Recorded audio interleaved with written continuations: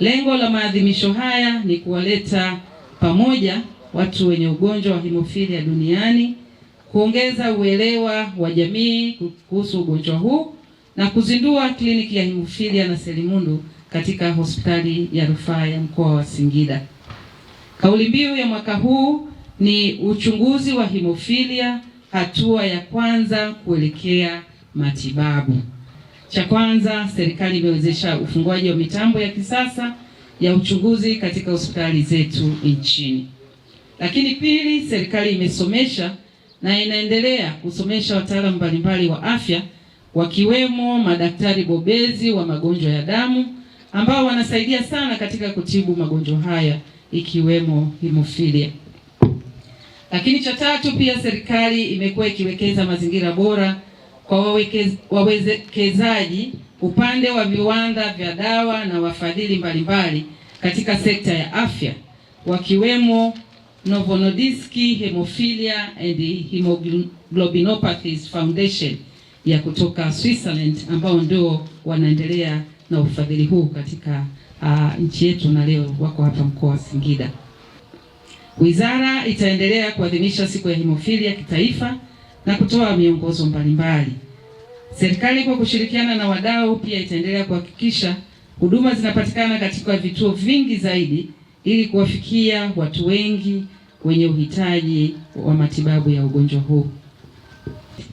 Lengo kuu la mradi huu ni kuunga mkono jitihada za serikali ya Tanzania kupitia Wizara ya Afya katika kupunguza madhara na vifo vinavyotokana na magonjwa yasiyo ya kuambukiza ikiwemo hemophilia. Kwa muda mrefu sasa, serikali ya Tanzania ilikuwa ikiwezesha upatikanaji wa huduma za matibabu kwa wagonjwa wa damu ikiwemo kutoa dawa zenye gharama kubwa. Ujio wa mradi huu ni kuongeza kasi ya upatikanaji huduma hizi na dawa zake kwa wananchi, hususan huko walipo, ambao ndio huku tulipo hapa mkoa wa Singida pia. Ndugu wananchi, ikumbukwe kuwa lengo kubwa la mradi huu ni kuwezesha upatikanaji wa vipimo vya ugonjwa wa hemophilia katika hospitali zote za rufaa nchini, sambamba na kuanzisha kliniki za hemophilia. Pia kwa niaba ya Katibu Mkuu Wizara ya Afya, nitamke rasmi sasa uzinduzi katika mkoa wa Singida. Nimezindua rasmi. Asante sana. Leo tunaadhimisha maadhimisho ya siku ya hemophilia duniani. Takwimu za dunia zinaonyesha kwamba kati ya watu 10,000 mtu mmoja ana ugonjwa wa hemophilia.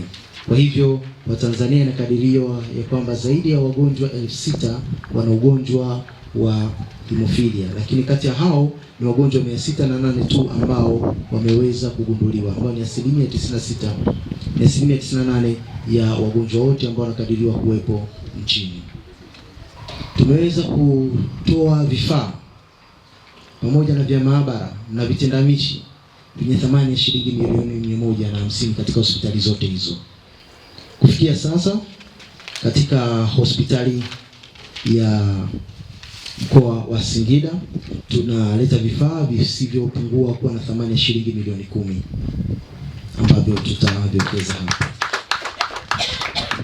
Lakini pia pamoja na hayo ni kwamba thamani ya matibabu kwa mgonjwa mmoja wa hemophilia kwa mwaka ni zaidi ya shilingi milioni 243 kwa mgonjwa mmoja.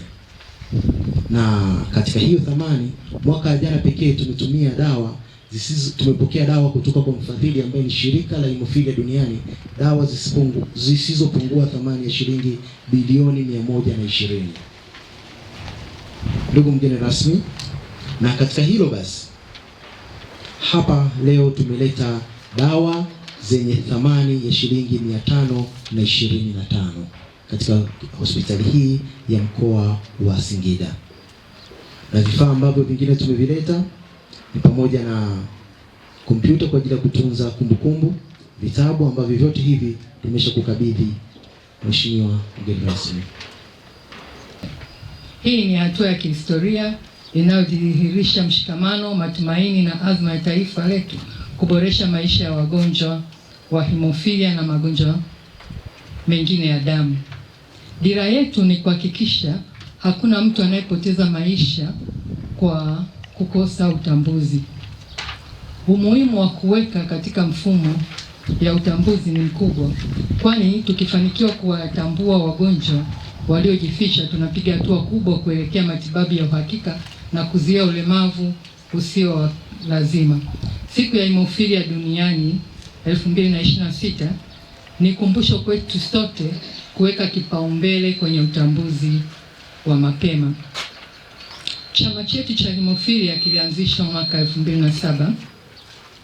Wakati chama hiki kinaanza kulikuwa na wagonjwa 30 tu, lakini hadi hivi leo tuna wagonjwa 608 na sasa itakuwa 609 kutokana na huyu mgonjwa mmoja aliyetambuliwa leo.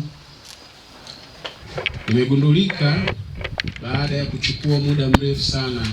Nilifanyiwa tohara Mbeya, damu zilitoka kwa muda mrefu sana, lakini tatizo halikujulikana. Kipindi hicho nilikuwa natibiwa kama ni mgonjwa wa sickle cell. Nilitibiwa hivyo mpaka miaka 17 baadaye ndio nakuja kugundulika kwamba ni tatizo la hemophilia.